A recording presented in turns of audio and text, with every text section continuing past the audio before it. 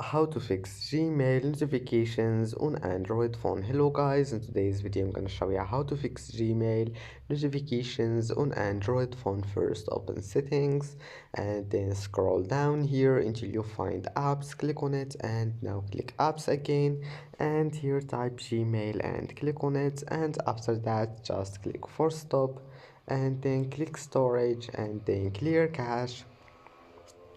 And now all you need to do just to go back and go try again, and your problem, if that doesn't fix your problem, just come back here and then click notifications, and as you see here you can manage any notification you want, just manage anything you want, and then I hope that can fix your problem. And that's it for today's video. Don't forget to like and subscribe, and thank you for watching this video until the end, and see you in the next video.